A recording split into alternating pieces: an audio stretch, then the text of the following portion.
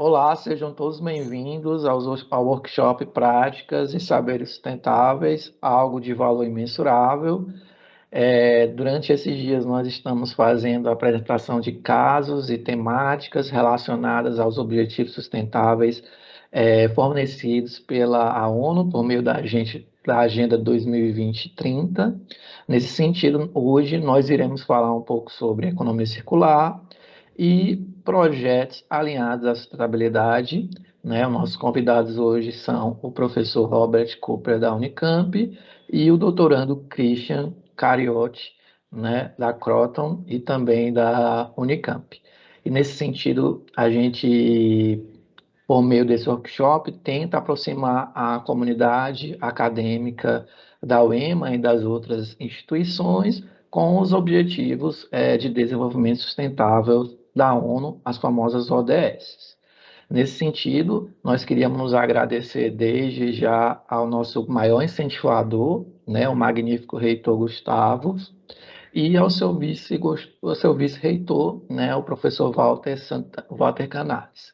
Nesse sentido também, nós queremos agradecer à ProExai, que por meio do professor Paulo Henrique Catunda, né, disponibilizou operacionalmente para que isso hoje fosse cumprido. Nesse sentido também, a gente agradece o apoio da comissão da ODS por meio da professora Ariadne, né, que nos incentivou a realizar esse workshop. No mais, né, os nossos agradecimentos são esses, e nós iremos apresentar um pouco os nossos palestrantes desse momento do workshop. Primeiro vamos falar do Christian, um engenheiro, doutorando pela Unicamp, mestre em engenharia automotiva pela USP, com especialização em qualidade e produtividade e otimização, e com docências e consultor na área de Six Sigma e Lean Manufacturing. Então, esse é o nosso primeiro webconferencista Christian. E o nosso segundo webconferencista desse momento é o professor Albert Cooper, né, que é professor da temática de sustentabilidade e economia circular pela Unicamp, né, é cofundador da startup colombiana ligada à engenharia de reabilitação e produtos ergonômicos, né, e atualmente é chefe de engenharia de manufatura e materiais da Faculdade de Faculdade de Engenharia Mecânica da Unicamp, e é professor também da Universidade Estadual de Campinas, a famosa Unicamp. Então, desde já sendo todos bem-vindos a esse workshop e que nós possamos aprender com os nossos webconferencistas hoje. Então, eu passo a palavra para o nosso primeiro convidado, o Christian. Bom, boa noite, Abraão, boa noite, Robert. É um prazer aí estar com vocês. Boa noite. Boa noite. Inicialmente, eu vou tentar passar um pouco sobre os conceitos do que vem a ser a economia circular, né? Eu vou dividir com vocês a tela do material que pode ilustrar melhor o que a gente vai conversar um pouco agora, tudo bem? Tudo bem, Christian. Por favor.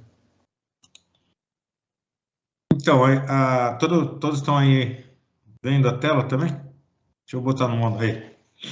Tudo bem? Todo mundo vendo. Então, a economia circular, segundo muitos autores falam, inclusive tem presença aí até nas universidades, no mundo afora, aí ela vem tomando cada vez mais força. Por quê? Porque ela vem tentar mudar o modelo de economia atual, que é o modelo linear. E esse modelo linear, ele começou lá na Revolução Industrial, lá em 1780, na primeira Revolução Industrial, passou também para a segunda Revolução Industrial, quando teve a utilização do aço, energia elétrica, em 1870. Continuou avançando aí na terceira Revolução Industrial, com o avanço da eletrônica, até os dias atuais, né? Onde a gente tem aí o principal ator é a indústria 4.0. Então, esse modelo, né, que é chamado de modelo linear, né, ele tem por princípio você extrair, processar e descartar, né? Isso também atrelado aí à evolução da sociedade, né? Onde no passado era basicamente agrícola e o principal recurso era a terra, passou pela evolução da sociedade mais industrial, né? Onde o principal recurso era o capital e o principal conhecimento era no que era presente, né? O que eles tinham presente, até os dias atuais em que as gerações aí, conhecidas como as gerações do futuro, em que o principal recurso deles é o conhecimento e a base deles é a informação.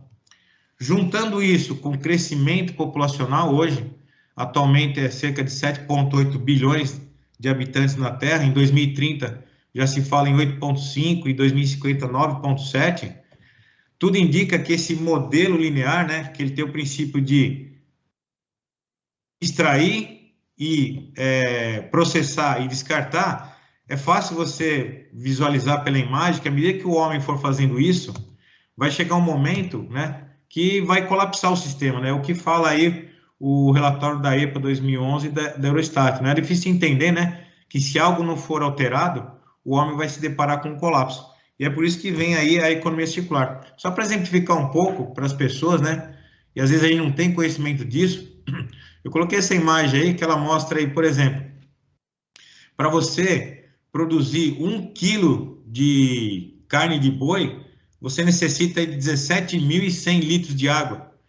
Para produzir 1 quilo de manteiga, 18, e assim sucessivamente, né? Essa é uma imagem ilustrativa, pode ser que esses dados aí já estejam um pouco alterados, mas só para ter ideia do consumo de água que é necessário para se produzir aí 1 quilo de água ou 1 quilo de banana, como está mostrado aí na imagem. Uma outra, essa já é uma informação do referente a um cidadão do Reino Unido. Ele, em termos de área, né, que é em termos da área necessária, aquela água, agora a terra necessária, né?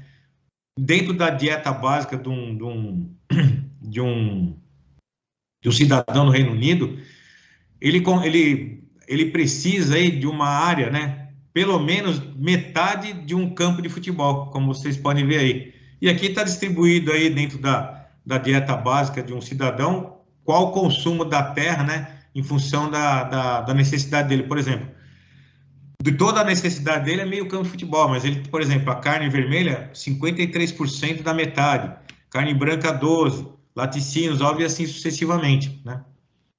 E, inclusive, alguns autores, como o Paul Crutzen, né, que a gente vê aí na foto, Prêmio Nobel de Química em 1995, ele fala que desde a primeira Revolução Industrial até os dias atuais, a gente vem vivendo a época do antropoceno, ou seja, o homem está modificando, né, o planeta Terra em função das suas ações. E ele fala, né, que é necessário a gente partir para atividades mais sustentáveis, né, prevendo aí não a degradação do meio ambiente e também melhorar a utilização dos recursos. Né? Então, só para a gente alinhar um pouco, assim, que vem esse conceito, né, de economia linear, né, o modelo linear, você vê que os extremos, né, basicamente processo, você extrai os recursos, você transforma em matéria-prima, você manufatura, distribui, chega no consumidor final e ele descarta. Mas esse modelo, ele precisa de grandes quantidades de baixo custo, né, fácil acesso e também tem que ter energia disponível para processar tudo isso aí, né? E é por isso que entra a economia circular, né? Ela vem justamente para mudar esse conceito, né? A gente sabe que hoje, né, segundo Gilles e outros autores, né, em todo o mundo estamos usando 20% a mais de recursos do que a Terra pode repor. Então, hoje, atualmente, já é 20% a mais. Até 2050, sustentar uma população de mais de 9 bilhões, né, que a gente já vê essa perspectiva avante, precisaria de 2,5 vezes os recursos naturais do planeta. Então, por isso que ela é tão alarmante a situação, né? Mas o que vem a ser, né, de fato, a economia circular, né? E qual que é o objetivo, né, dela? Então, um dos objetivos da economia circular, né, é a eliminação de desperdícios, manutenção de produtos e materiais em uso. Aí nós vamos ver em detalhes aí a questão dos recursos naturais e dos materiais, e a regeneração dos sistemas naturais. Então, basicamente, ela tem dois princípios: reutilizar material e regenerar o meio ambiente. A gente vai ver mais em detalhe daqui a pouco. E, além disso, né, ela quer partir do pensamento quantitativo para o qualitativo. Em que sentido? Melhorar a condição dos nossos produtos, ou seja, para eles serem cada vez mais duráveis, né? Também ele quer sair do modo de pensar da eficiência para a efetividade, né? De fato, melhorar aquilo que a gente está fazendo de bom. E sair da escassez para a abundância. Não pensar que a gente tem que reduzir. Ao contrário, na verdade, a gente tem um exemplo aí da crise hídrica, que já está afetando nos dias atuais, de novo, né? Diga-se de passagem. Então, a gente não quer que venham aquelas campanhas lá para tomar banho em 5 segundos, escovar o dente com a torneira fechada, etc. Nós precisamos de água. Então, na verdade, se você quer reduzir, mas a população vai aumentar, vai chegar uma hora que vai colapsar novamente. Então, na verdade, o que a gente quer? A gente quer tomar um banho de 1 hora, tranquilo, sem problema nenhum, mas desde que aquela água ela retorne, ela não vai se perder, né? Então, não vai ter resíduo. Esse que é a principal mudança na forma de pensar, da escassez para a abundância, né? E sair, de fato, né, do conceito linear, que eu expliquei anteriormente, para o conceito circular. Então, só para exemplificar um pouco, eu vou destacar o modelo, o gráfico de borboleta da Ellen MacArthur, mas só uma ilustração simplificada, né? Digamos que o modelo linear seja esse, né? Extrair, transformar, usar, descartar. O objetivo da economia circular, o que é? Inverter essas setas, tornando um ciclo, né? Do lado direito, vocês podem ver os ciclos técnicos, né? Que está baseado na reutilização dos materiais, né? Então, é a restauração, né, dos materiais. E do lado esquerdo, conhecido aí como ciclos biológicos, a intenção é regenerar. Regenerar o quê? O meio ambiente, o ar, o planeta em si, né? Então, esse aqui, na verdade, é um gráfico mais completo, assim, da Ellen MacArthur, né? Em que ela mostra aí os dois hemisférios, né? O hemisfério do lado dos ciclos biológicos e dos ciclos técnicos, né? Eu vou dar um detalhamento rápido do que vem a ser cada um, né? Nos ciclos biológicos, qual que é o princípio, né? Um dos primeiros ciclos é esse aproveitamento que ele fala em cascata. Imagina que você tenha um móvel, né? Um móvel na sua casa, você vai utilizando e de repente você passa para outro consumidor, ele fica nesse looping inicial aqui. Mas à medida que esse móvel vai desgastando e tudo mais, pode ser que ele não tenha mais o desempenho de um móvel. Então ele pode virar aí um material utilizado na construção civil, né? Como algum tipo de tapume, etc., né? E aí, à medida que ele vai sendo utilizado com essa finalidade, ele também vai se desgastando, e aí, em um determinado momento, ele pode ser todo triturado, e aí toda aquela serragem, ela pode ser utilizada aí para voltar, né, para o meio ambiente, com o sentido de regenerar ele, né, como matéria orgânica, né? Outra forma é quando você tem a extração de materiais, né, as matérias-primas bioquímicas, né, você, por meio de uma digestão anaeróbica, você produz o biogás, que muita gente conhece, ou não, de repente você pode, através de materiais que não são comestíveis, né, como algumas empresas fazem, elas utilizam a casca da laranja como material para fabricar desinfetante. Outras empresas utilizam aí a folha do abacaxi, né, aquela folha lá como um couro, né, um material parecido com couro, né, e assim sucessivamente. Mas quando eles voltam para a natureza, não vão agredir, ao contrário, eles vão regenerar o sistema. A mesma coisa no ciclo técnico, só que no ciclo técnico está voltado mais com a questão dos materiais utilizados, né? Então, os principais ciclos são esses 4. Iniciando no primeiro looping aqui seria o compartilhamento, e aqui, diga-se de passagem que é importante, porque a gente tem que entender qual que é o princípio da coisa hoje. A gente quer o produto em si, a gente quer deter a propriedade, ou a gente quer ter o benefício daquilo que a propriedade pode fazer por nós, né? Por isso que a gente coloca aí como... Aliás, o gráfico eu coloco aí como compartilhamento, né? Ele é no sentido de você não precisar comprar o bem, você só vai precisar utilizar. Como já vem acontecendo em algumas cidades, com aplicativos em que a pessoa tem lá um carro disponível para ele se locomover, como alguns aplicativos também que compartilham ferramentas, por exemplo. Imagine você aí, quantas vezes você já usou uma furadeira aí para, de repente, colocar um quadro na sua casa? Você vai comprar uma furadeira, vai ficar encostada lá anos e anos, e você quase nunca vai utilizar. Então, esse aplicativo de compartilhamento, você pode pegar, aí já é um pouquinho mais local, né? De repente, dentro de um condomínio, você pode pegar aquele material, aquele produto, né? No caso, a furadeira, para poder reutilizar, e você também tem outros produtos que pode compartilhar. Esse é o princípio do compartilhamento. E hoje, com a evolução da tecnologia da informação, com a formação de novos aplicativos, acaba sendo um modelo de negócio bastante interessante. A outra forma também é de reutilizar e distribuir, onde você faz uma pequena intervenção no produto, nada muito significativo, troca, por exemplo, algum componente e ele volta a funcionar, então você prolonga a vida dele, esse é outro ciclo. Um outro ciclo é a remanufatura ou renovar, aí a intervenção é um pouco maior. Via de regra, você ter um produto remanufaturado significa que ele tem que ter o mesmo desempenho e a mesma qualidade de um novo, né? E por fim, o último ciclo que é reciclar, que não é o mais recomendado. De acordo com Ellen MacArthur e também outros autores, eles falam que esse seria o último ciclo a ser pensado, né? O ideal seria você pensar em soluções para os ciclos mais fechados, que, além de serem mais fáceis de serem implantados, eles vão estar utilizando na íntegra, né? Digamos assim, o produto, principalmente, por exemplo, compartilhamento, né? Bom, então agora eu trago alguns exemplos aí como que está a economia circular no Brasil e no mundo, né? Esse aqui foi um fórum, né, econômico mundial em que teve a participação da Ellen MacArthur, inclusive, né?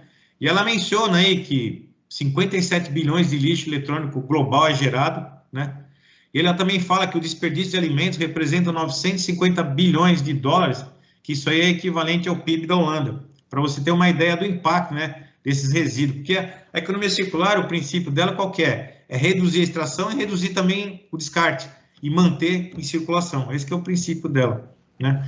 Tem essa empresa aqui da Itália que eles estão criando indicadores, né, de economia circular na indústria têxtil aí de jeans, que jeans é uma empresa bastante forte na Itália. Então, eles, a partir de outubro desse ano, já vão começar a divulgar os indicadores para identificar quais são as empresas mais circulares nesse segmento. Aqui também tem um jornal indiano, né, que ele fala que existe trilhões de dólares por trás das oportunidades da economia circular. Foi de fevereiro desse ano. Aqui temos no Brasil também, no Espírito Santo, uma empresa que ela faz toda aí já é um modelo mais de reciclagem, né? Ela faz toda a separação do material e tem os destinos corretos, que fica lá no Espírito Santo, né? A C&A, que todo mundo conhece, ela já tem, assim, um programa, né? Que é esse programa circular. Inclusive, eles têm a certificação Cradle to Cradle, né? Que foi, digamos assim, uma metodologia desenvolvida por um arquiteto americano, né? O McDouglas, e um químico alemão, né? Eles desenvolveram essa metodologia, inclusive, se você compra uma roupa da C&A, ela vem no selo lá, vem no selo dela escrito que ela pertence ao Cradle to Cradle, que significa que esse material foi pensado para não agredir o ambiente na extração e também não agredir o ambiente no descarte, né? E esse Cradle to Cradle ele tem uma certificação, né? Ele analisa sobre esses 5 parâmetros aí, você tem uma certificação que pode ser desde o básico até uma platina, depende quanto eficiente você está sendo no sentido de ser mais eficiente no caso da extração ou do descarte, da poluição e da regeneração do ambiente. O interessante disso é que toda empresa certificada, ela é registrada no site, e aí você pode criar aquela, digamos assim, uma simbiose assim, com outras empresas parceiras que estão certificadas. Então, seria interessante também para as empresas que fazem parte desse grupo, né? Um outro exemplo que eu falo aqui é que a empresa de tecnologia como a Google, ela tem aí como meta chegar a lixo zero, né? E incentivar ações sustentáveis em escala global, né? Agora eu falo um pouquinho das vantagens e oportunidades da economia circular, né? Por mais que o modelo linear que vem hoje tenha as melhorias, né? E a gente já deparou com isso, né? Dá para a gente ver na foto desse computador de 25 anos atrás o tamanho, né? O quanto de material aí foi reduzido, tudo bem, isso acho que é legal, até mesmo na questão dos aparelhos de celular também, mas um relatório da Ellen MacArthur, juntamente com outras empresas, mostra que se até 2030 continuarmos com o modelo linear ou partirmos para um modelo circular, a vantagem é o dobro. A redução até 2030 seria na ordem de 1,8 trilhões de euros contra 0,9 se a gente continuar no modelo linear, né? Aqui também um exemplo da Coca-Cola, ela está querendo tirar de circulação aí 1,6 bilhões de garrafas do mercado, fazendo a reciclagem. Esse é um exemplo do ciclo técnico, né? Aqui também, por mais difícil que seja, a gente pode pensar, né, que essas esponjinhas que a gente usa aí para lavar a louça, ou esses pacotes salgadinho, né, normalmente ele acaba indo parar em qualquer lugar, menos no lugar correto, né? Tem uma empresa aí, né, que você pode mandar pelo correio, né? Manda pelo correio isso aí, e eles vão fazendo o volume, e à medida que eles vão fazendo o volume, eles vão dando o destino correto, vão fazendo uma reciclagem desses produtos, né? Porque esses produtos são bastante agressivos para o meio ambiente. Essa moça aqui é uma brasileira que mora na Holanda, então esse aqui é um exemplo, né? Ela sai de um vestido desse tipo e cria um novo produto, né? Com o mesmo material. Então ela deixa de usar aí materiais nobres ou outros materiais e acaba criando um novo com base no antigo, né? Então é possível isso também, é um outro ciclo técnico da economia circular. Essa aqui ela foi homenageada, inclusive, num fórum que teve da Ellen MacArthur, essa empresa. Eu não me lembro exatamente onde fica, acho que fica no interior de São Paulo, não lembro, mas ela também é um exemplo da empresa o que ela faz. Na verdade, ela pega todos os retalhos assim de tecidos e tudo mais e transforma num produto novo, por isso que ela é chamada de refazenda, né? Aqui é uma empresa que para evitar, né, que essas embalagens de longa vida aí vão parar nos lixões, nos oceanos, elas fazem telhas, né, para casas populares. Aqui também o SEASA, ele está em busca de um parceiro, aí já está mais voltado para o ciclo biológico, para dar destino a todo o lixo orgânico que sobra aí no SEASA lá de... agora esqueci o nome das cidades, não lembro, mas enfim, nessa notícia aqui do ND+, aqui ele mostra de onde é essa cidade, eu não lembro agora o que é, mas eles estão buscando um parceiro para poder justamente dar destino a esse lixo orgânico, que pode ser na forma de biogás ou outro tipo de produto, lá como a gente viu anteriormente no ciclo biológico, né? Tem também um grupo de cientistas no Japão que estão querendo substituir o cimento, né? O concreto sem cimento, né? Ainda está em fase de laboratório, né? Esse desenvolvimento, mas o que o concreto, o que a fabricação de cimento agride o ambiente, o que ele polui é coisa astronômica. Aqui também outros exemplos no Brasil de coleta seletiva, né? Aqui eu coloco de onde saiu a fonte, quando foi, você vê que é tudo recente. Essa queniana aqui também, ela transformou tijolo aí de lixo, né? De plástico, na verdade, e também a JBS, que também desenvolve piso verde aí, inclusive eles falam que até a resistência ela é superior a um produto feito aí de concreto.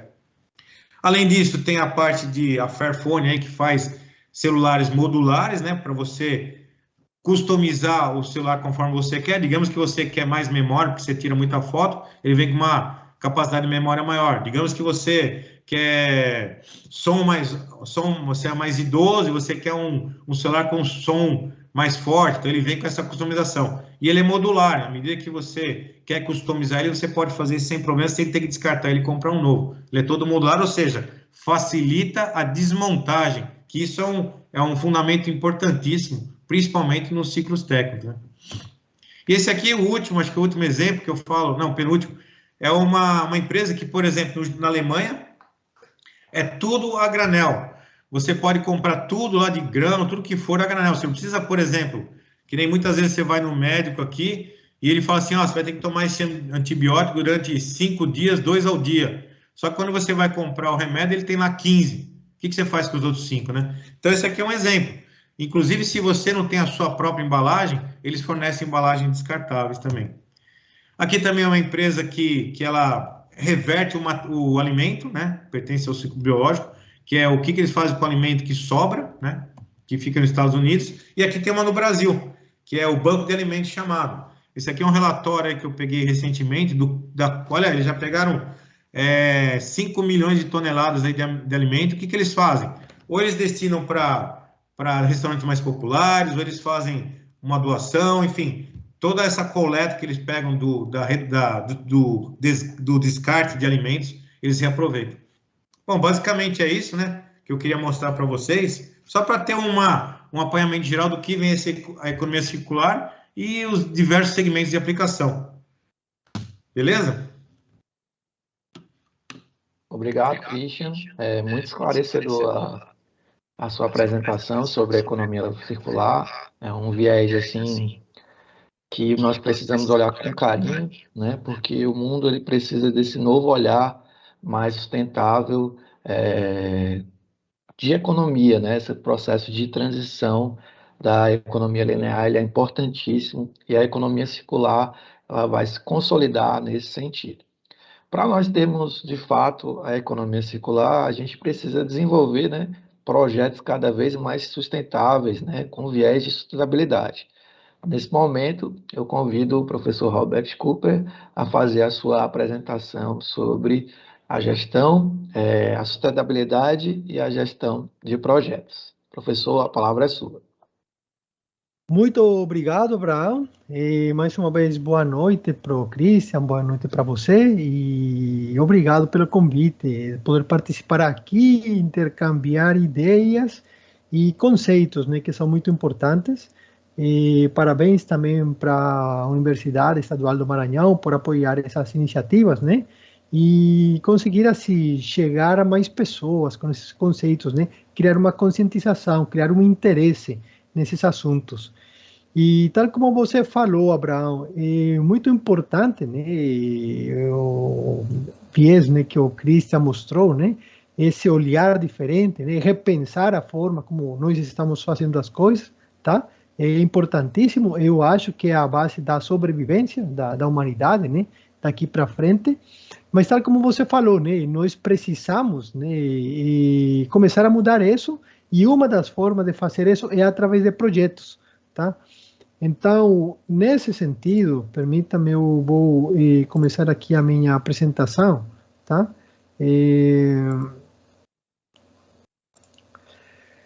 Meu tema, né, o tema que eu trago aqui para vocês, tenta, né, vincular a sustentabilidade em gestão de projetos, né? Então, você vai desenvolver projetos que têm aquele viés sustentável, tá? Então, de que forma, né, você inclui esses conceitos de sustentabilidade? Você pode desenvolver produtos, né, através de ferramentas, técnicas sustentáveis, até para atender características técnicas. Mas como você faz essa gestão? Tá? Então, eu vou tentar passar aqui uma ideia, né, que eu estou desenvolvendo aqui nas pesquisas, nos estudos que eu faço aqui na Universidade Estadual de Campinas.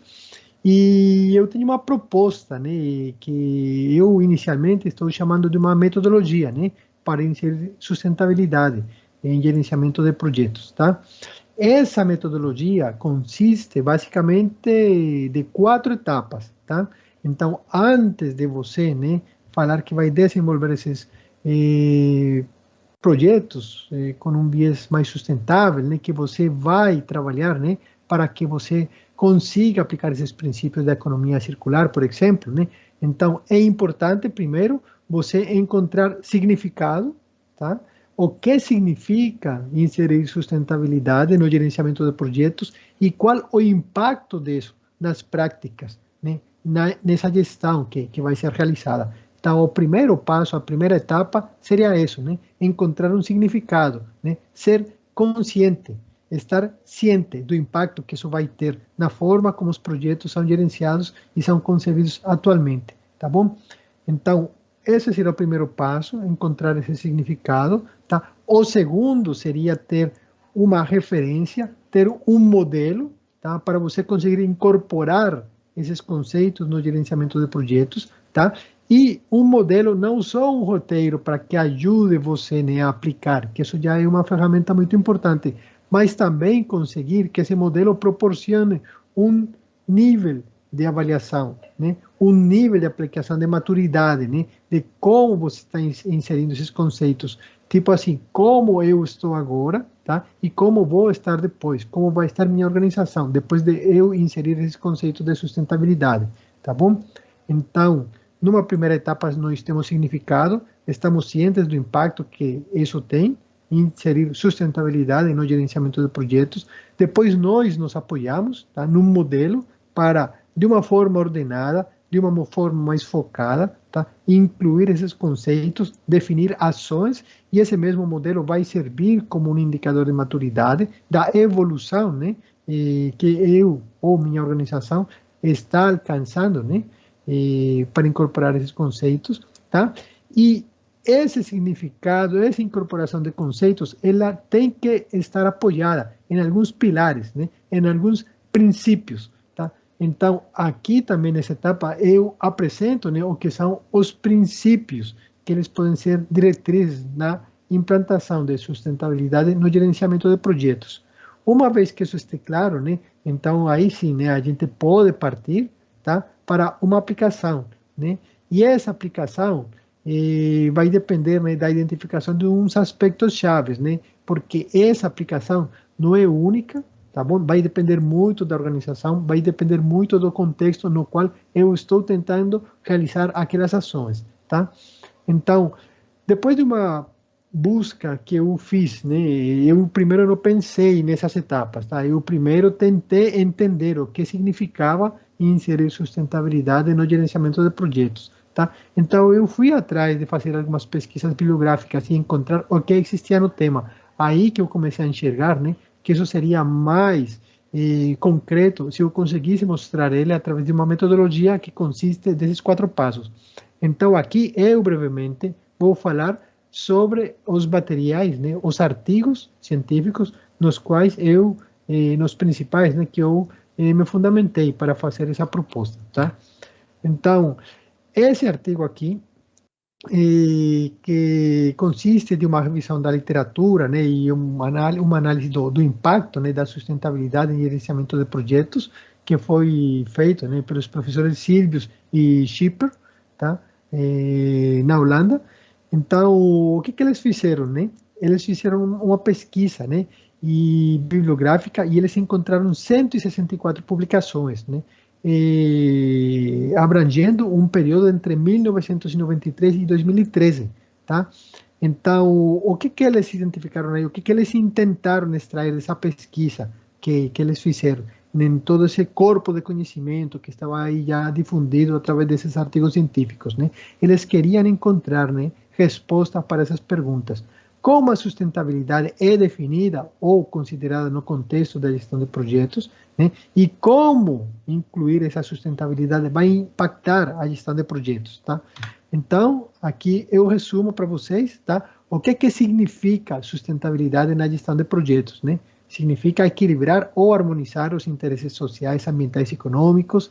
Significa uma orientação, né, de curto e longo prazo. Então, enxergar, né, essas duas visões, tá? Não só curto prazo, porque os projetos têm um início, um meio e um fim, tá? Eles são temporários, tá?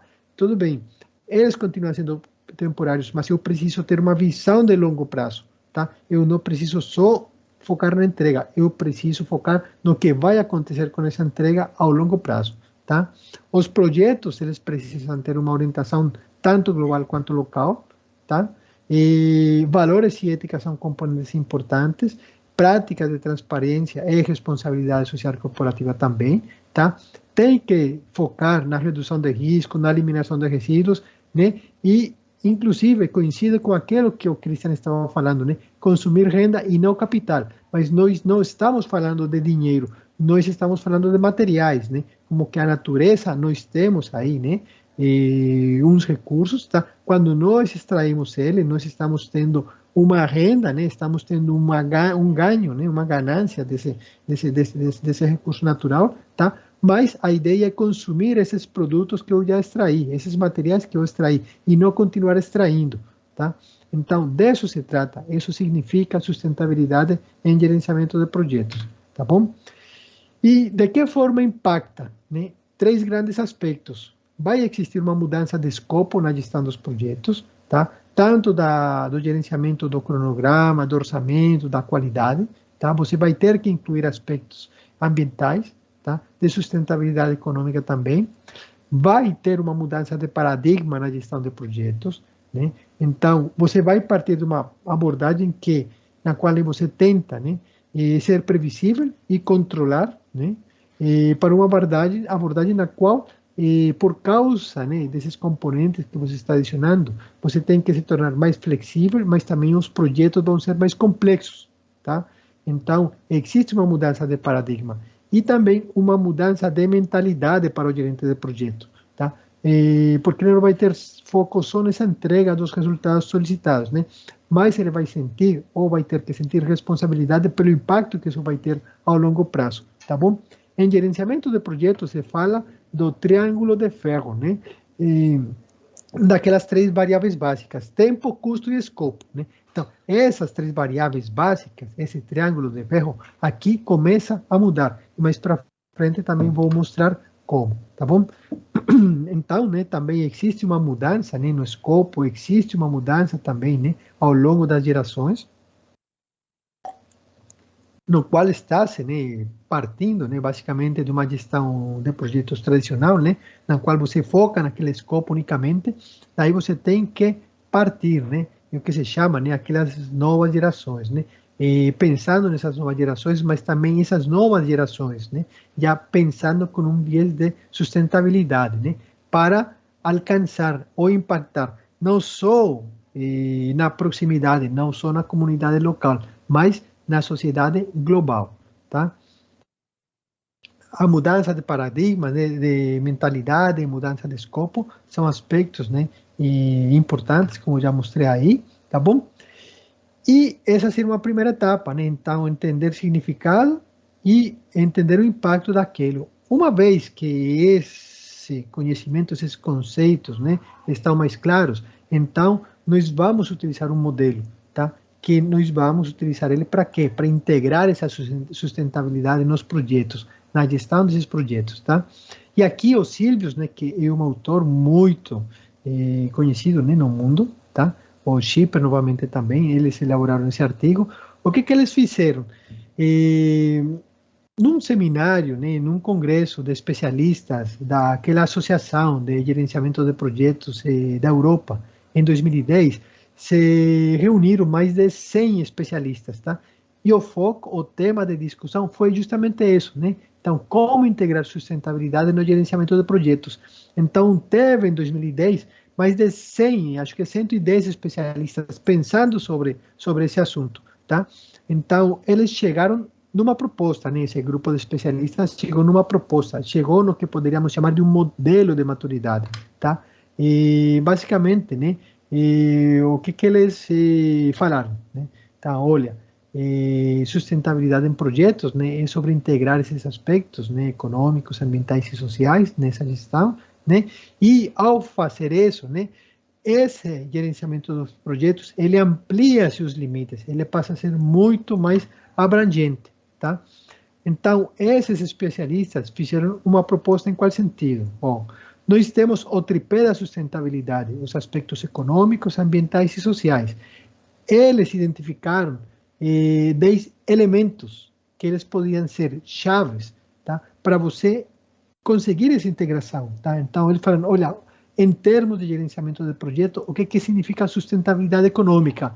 Então, eles definiram, por exemplo, significa, né, ter foco, né, no retorno sobre o investimento. Significa ter agilidade no negócio.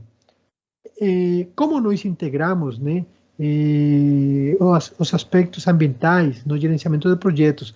Então, eles, né, propuseram, vamos focar nos meios de transporte, vamos focar na utilização da energia, vamos focar no tratamento dos resíduos, vamos focar no uso dos materiais e dos recursos, tá?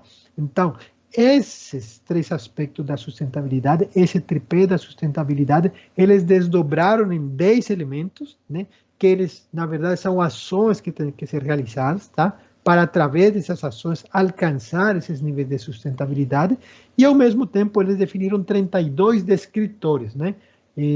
2 ou mais para cada um desses elementos. Então, baseados nessas características, tá? Nesses descritores, baseados nesses elementos, para integrar sustentabilidade, eles definiram um modelo de maturidade, tá? No qual o tripé da sustentabilidade é avaliado, E eles avaliam através do quê? De 5 diferentes níveis, né? Iniciando pela não presença de nenhum desses componentes, tá? Que ele seja observado, né? Em cada um dos tripés da sustentabilidade, tá? Então, daí, né, eles vão avançando, esses aspectos, né, são observados, são integrados, né? Ou considerados no nível dos recursos, do processo de negócio, do modelo de negócio, tá? Dos produtos e dos serviços.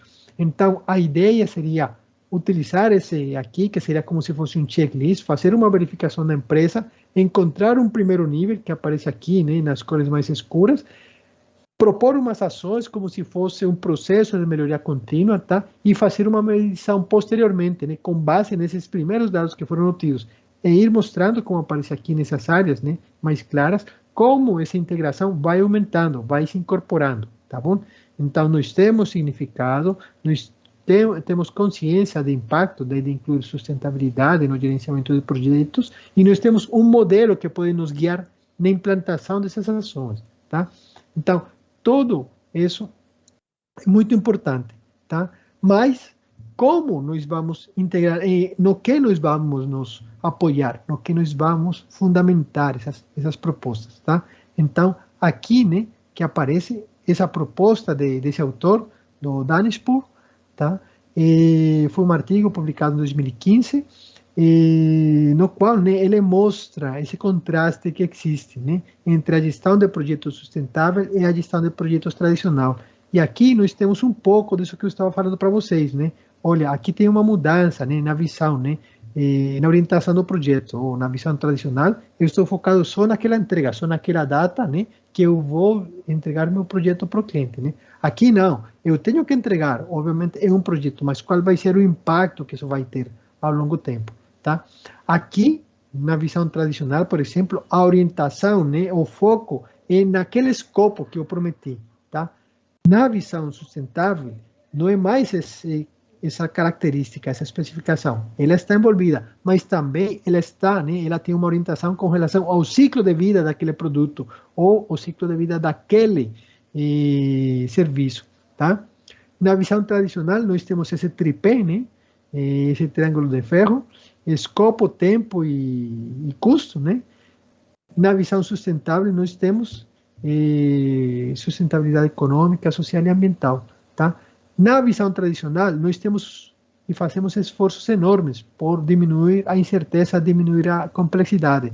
Quando essas considerações de sustentabilidade são feitas, né, em projetos sustentáveis, tá? Essa complexidade aumenta, tá? Então tem que a organização ser mais flexível para se adaptar a esses novos requisitos, tá bom? Então, dessa análise, né, dessa integração de sustentabilidade na gestão de projetos, nessa proposta de artigo, aparece a declaração de 6 princípios, que eles podem ser norteadores, tá? Eles podem ser direcionadores das ações. Então, eu tenho significado, sou ciente do impacto, eu tenho um modelo, né, com um checklist, com algumas diretrizes para eu realizar ações, direcionar essas ações, e agora eu tenho uns princípios que eles têm que ser respeitados, tá? São esses 6 princípios, né? Então, harmonização dos pilares social, ambiental e econômico, tá? Foco no longo prazo, né? Não somente no curto prazo, né? Aqui, as empresas, elas estão, né, sob a influência das partes interessadas internacionais, né? Então, a visão não é mais local, a visão também é global, né? Sustentabilidade é sobre o consumo de renda e os capitais naturais permanecerem intactos. Aqui, nesse princípio, encaixa perfeitamente aquelas definições que o Christian estava mostrando para nós sobre economia circular, tá? Tem também um apelo pela transparência e pela responsabilidade, ou responsabilidade social corporativa nas empresas, tá bom? E também um princípio de que sustentabilidade não é um objetivo fixo, é a direção do movimento, né? É o elemento-chave, né? É a mudança, né? Para que os negócios, né, os processos, eles sejam mais sustentáveis, né? Então, valores, né, pessoais e éticas são elementos críticos que têm que estar aqui presentes, tá bom? Então, nisso consiste essa metodologia. E, na última etapa, nós temos uma aplicação. Para mostrar uma aplicação, né, eu peguei um artigo, né, que foi desenvolvido, uma pesquisa que foi desenvolvida aqui no Brasil, né, no qual os autores, né, desse artigo, eles queriam verificar quais eram os fatores chaves, né, de sustentabilidade em gerenciamento de projetos. Essa pesquisa, né, também foi respondida por aproximadamente 130, 160, né, gerentes de projetos, né, e os resultados mostraram, né, que os 4 fatores que mais se destacaram, né, como fatores chaves, né, da sustentabilidade no contexto de gerenciamento de projetos são modelos de negócio de inovação sustentável, gestão de stakeholders, né, ou partes interessadas, né, vantagem econômica e competitiva e políticas e recursos ambientais, tá? Então, para esse grupo de gerentes, né, de projetos que foram entrevistados, tá, de diferentes partes do Brasil, eles consideram, né, que esses são os fatores chaves no momento aqui no Brasil. Então, uma empresa, uma organização que queira envolver, né, e incluir esses conceitos de sustentabilidade, ele poderia saber, né, qual é a expectativa, vamos pensar assim, dos clientes, né, expectativa, né, da sociedade, ou expectativa de um grupo de especialistas com relação aos aspectos que poderiam ser um fator diferencial do negócio deles, num novo modelo de negócio, inclusive, né? Então, ter como foco um modelo de negócio de inovação sustentável, né, pode ser uma chave de sucesso para uma empresa, tá?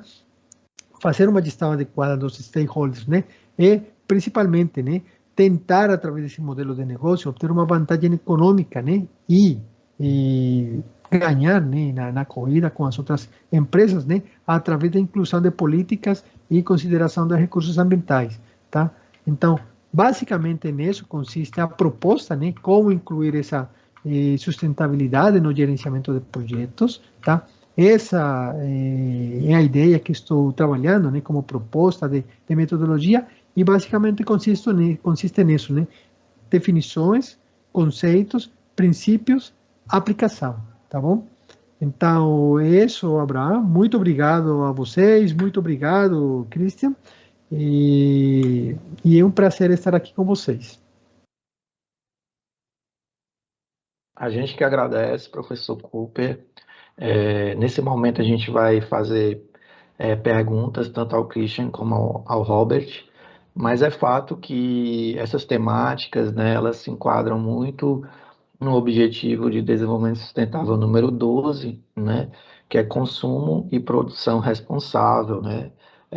A economia circular, por assim dizer, né, ela pode se enquadrar em vários outros objetivos, assim também como a sustentabilidade na aplicação de gestão de projetos, mas dentro da área de engenharia, que seria uma área mais afim, né, dos convidados aqui essa noite, a ODS 12 de consumo e produção responsável, ela se enquadra mais dentro dessas duas temáticas.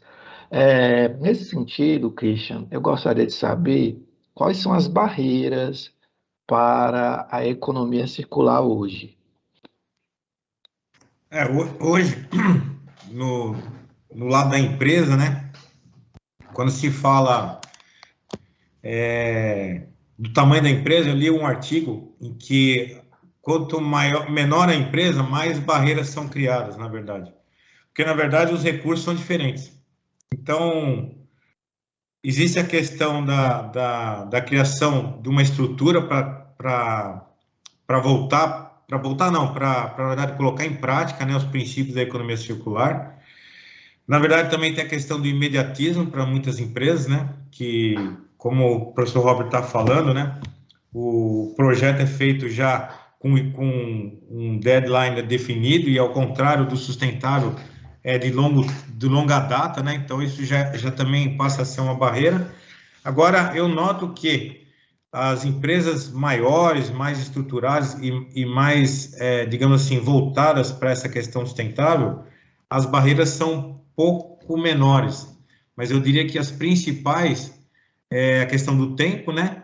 E também essa mudança de paradigma também acaba sendo um fator determinante quando as pessoas vão ter que repensar como, por exemplo, fazer seus produtos ou até mesmo criar seus modelos de negócio. No entanto, eu vejo que algumas empresas estão mudando aquele conceito porque, na verdade, para derrubar essas barreiras, muitas vezes a gente depende da legislação. Então, tem um termo, por exemplo, chamado de obsolescência planejada. Isso, por exemplo, na Europa, se uma empresa quer entrar com um determinado produto no mercado, ele tem que passar por esse crivo para verificar se a empresa não está querendo, por exemplo, produzir volume, né? Que é justamente ter essa obsolescência do produto planejado, em que a pessoa tem que descartar e já comprar outro, né? E eu vejo também algumas empresas aqui no Brasil que eles estão mudando totalmente o conceito de venda de volumes para prestação de serviço. Essa é outra vertente que eu noto. Então, a empresa precisa enxergar, na verdade, essa vantagem. E quando ela não enxerga, também cria uma barreira. Mas eu acredito que, com o esforço dos autores que estão desenvolvendo novos modelos de negócio, com a legislação mudando, que a gente vê no Brasil, por exemplo, a Política Nacional dos Resíduos Sólidos mudou. Até então não tinha, até tempos atrás não tinha lá componentes eletrônicos, celulares e tudo mais. Hoje você vê na TV lá uma propagandinha lá da Vivo falando que ela é sustentável, falando, ó, devolve seu equipamento eletrônico aqui. Então, para derrubar essas barreiras depende muito aí também da legislação de cada país também. Mas eu vejo que, por exemplo, em países estão muito mais desenvolvidos. Por exemplo, na Holanda, essa questão de novo está muito mais desenvolvido, por exemplo, que no Brasil. Mas, como o professor falou, vai ser um caminho sem volta. Muito provavelmente vai ser mudado e vão criar novos, vão ter que derrubar essas barreiras, na verdade, para se adotar aí a critérios ou conceitos sustentáveis, né? Perfeito, Christian. Você falou em barreiras assim importantíssimas como o tempo, né? Como barreiras legais, né? De legislação. Em alguns países isso já está mais avançado. No nosso nós temos um pontapé inicial, né? Que seria a política de resíduos sólidos. Você falou uma outra barreira que vai muito ao encontro, né?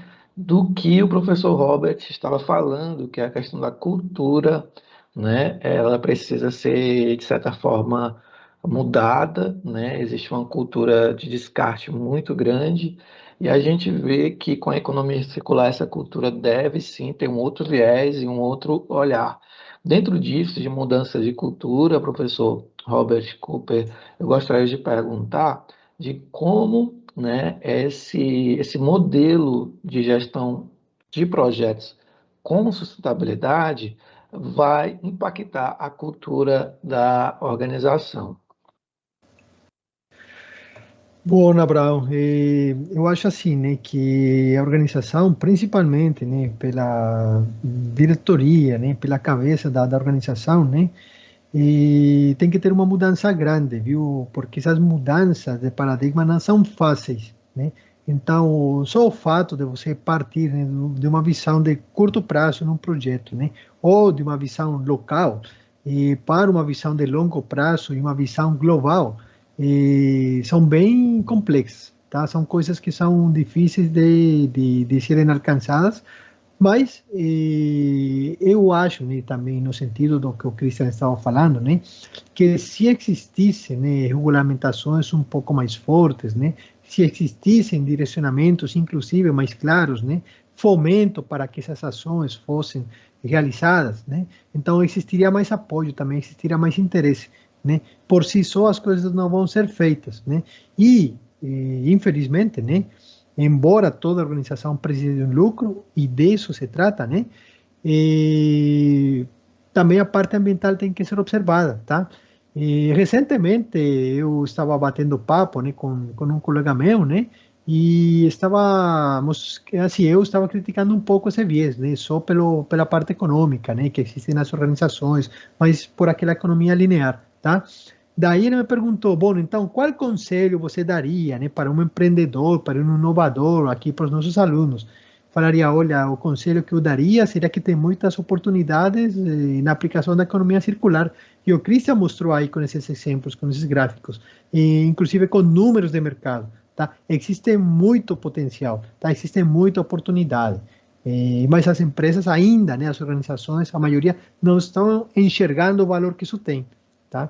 Então, eventos como esse aqui, né, conceitos como os que o Cristian passou, para que sejam mais familiares, né? Uma proposta de metodologia, como aquela que estou mostrando aí para vocês, essas etapas, colocar elementos, né, mais claros, menores elementos, eu acredito que podem contribuir, sim, para que essas ações sejam realizadas, tá?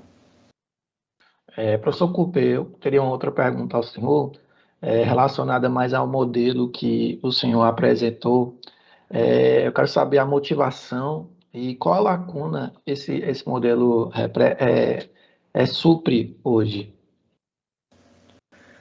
A motivação, acho que foram duas, né? Primeiro, uma motivação pessoal, né? O fato de querer fazer uma contribuição, né? Desde a posição que atualmente eu tenho, né? Como professor, como pesquisador, mas tentar fazer uma contribuição para melhorar, né? O nosso modo de vida, tá? E também pelo fato que eu participo de um curso de especialização em gerenciamento de projetos aí na Unicamp, na Faculdade de Engenharia Química. E existe um módulo que se chama Sustentabilidade em Gerenciamento de Projetos. E eu me perguntei, né, no início, quando comecei a participar desse módulo, de que forma eu vou falar de sustentabilidade em gerenciamento de projetos. E as primeiras vezes eu comecei mostrando uma aplicação do processo de desenvolvimento de produtos, né? Como o gerenciamento de projetos está nele e quais ferramentas existem. Mas eu percebi que aquilo não era necessário, que precisavam, né, outras diretrizes um pouco maiores, né, um guarda-chuva maior, mais de contexto, mais de princípio, primeiro estar claras, antes de você realizar essas ações. Então, a motivação veio daí. Tá? Primeiro, fazer uma contribuição, mas também pela minha atuação, pela pesquisa, pela participação nesse curso, que eu percebi a necessidade, né? E também naquele intercâmbio com alunos que são de empresas, então eu percebi que existia essa necessidade.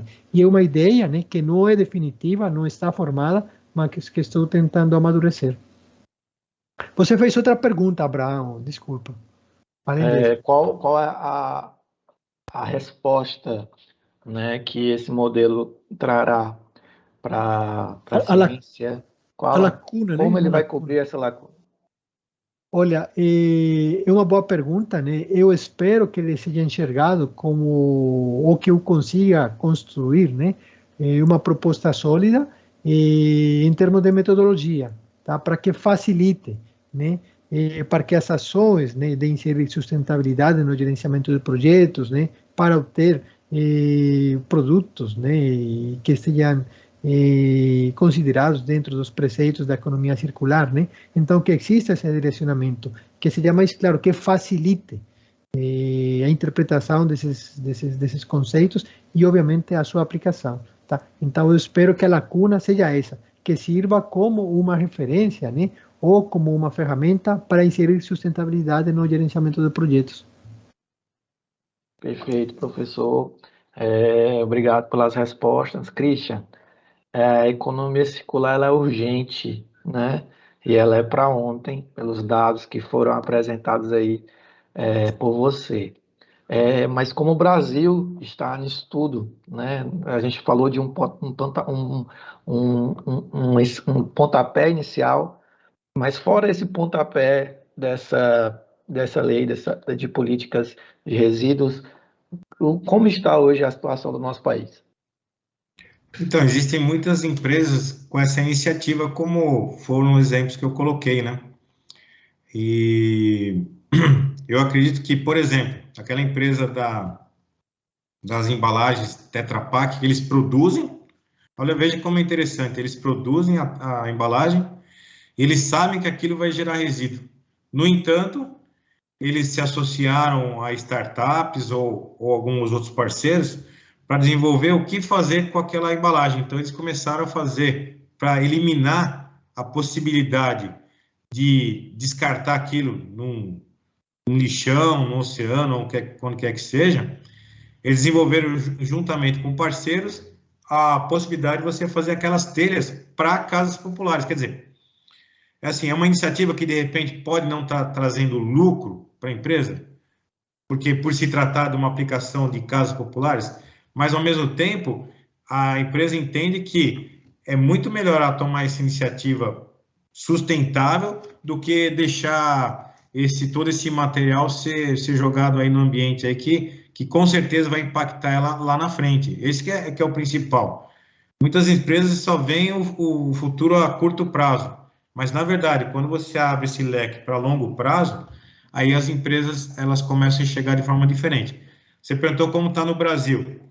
Eu vejo, por exemplo, tem empresas que são de reciclagem, já nesse segmento de eletrônicos, né? Muito conhecida inclusive mencionada na Fundação Ellen MacArthur, né? Fica aqui no Brasil, aí no interior de São Paulo. O que eles fazem? Todo o material que é de computadores, impressoras e tudo mais, eles recolhem tudo isso e extraem daquilo o plástico, que isso que é importante, essa questão de você ver o benefício que dá. Porque quando você parte para uma análise, você começa a ver que é vantajoso. Por quê? Eles recuperam aquele plástico, e aquele plástico praticamente é um material nobre, né? Por quê?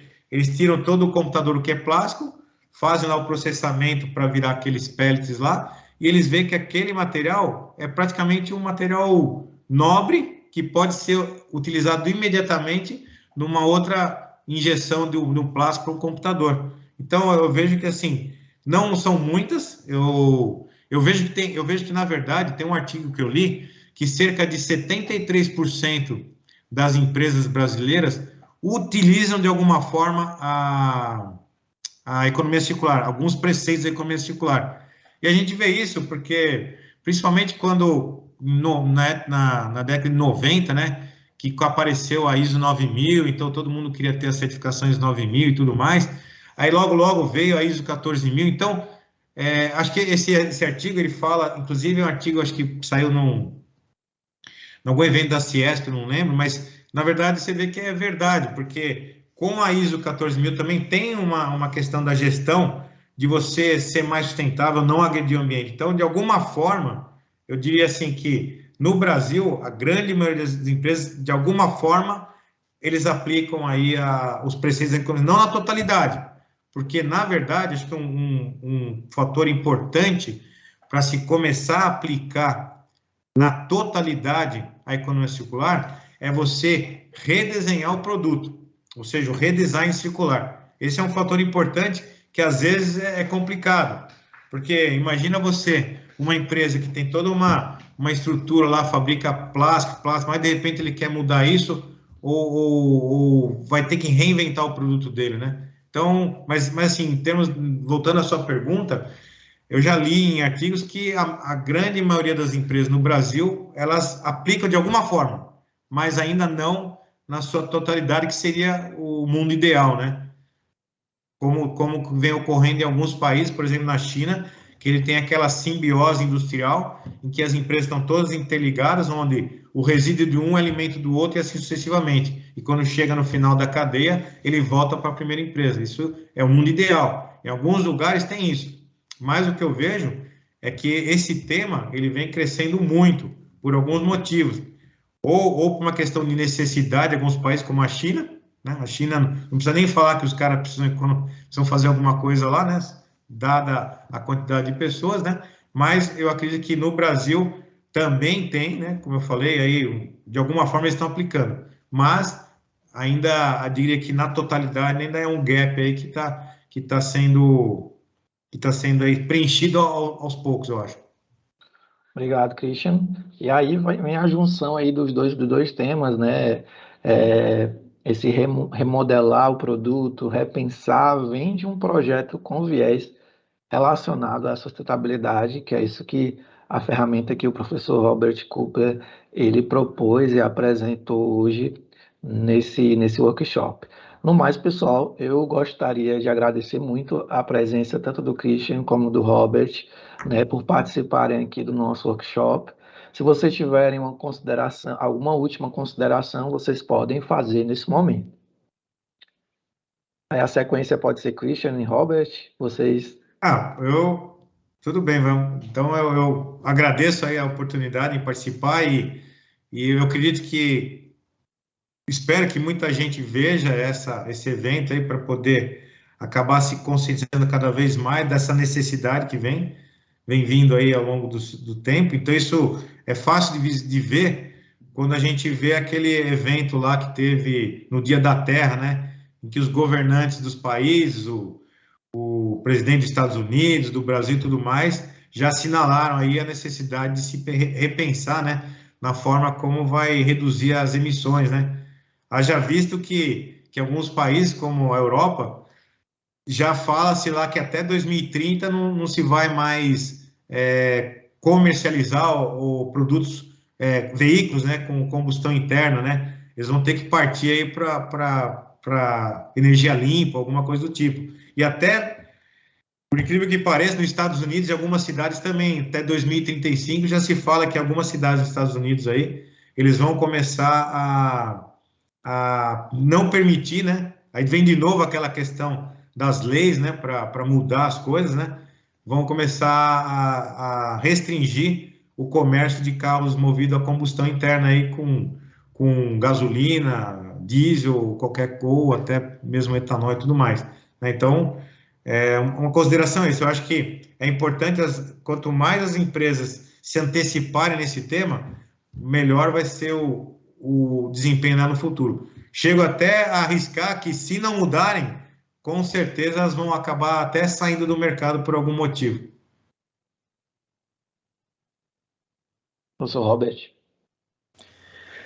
Bom, Abraham, não tenho assim uma consideração, né, diferente, né, além daquela apresentação que eu fiz, né, basicamente um apelo, né, aí para as pessoas que estejam escutando esse podcast, né, para que assim tomem consciência, né, que seja um propósito principalmente, né, para as organizações, né, que são as entidades, né, que transformam esses produtos, transformam essa matéria-prima, prestam esses serviços, para que pensem, né, um pouco pensem nessa realidade, não deixem para a última hora e já comecem nesse processo de transformação. Então, comecem a incluir os preceitos da economia circular e comecem a planejar, né, esses projetos, incluindo sustentabilidade nessa gestão. Basicamente é isso. Também juntaria os dois temas dessa forma. E mais uma vez, muito obrigado pelo convite. Espero que muitas pessoas consigam escutar, né, assistir e se motivar, né, para aplicar esses princípios, tá bom? Muito obrigado a você e ao Christian também. A gente agradece aqui demais a participação de vocês, sabe da relevância do tema, sabe que existe um link direto com os Objetivos de Desenvolvimento Sustentável que foram propostos pela ONU. Então, desde já, o nosso abraço, o nosso agradecimento, né? E saibam da importância, da relevância dos assuntos que foram tratados hoje aqui. Eu acho que são de impactos mundiais e precisam de decisões urgentes. Então, a gente agradece muito a vocês e quem está nos ouvindo ou assistindo nesse momento. Eu só venho lembrá-los que tem mais workshop, tem mais temáticas, tem mais cases, então não fique de fora e continue aqui apreciando o nosso workshop. Lembre-se sempre, né, que a gente não pode deixar ninguém para trás e sempre com orgulho de ser o EMO. Muito obrigado e um abraço. Até a próxima.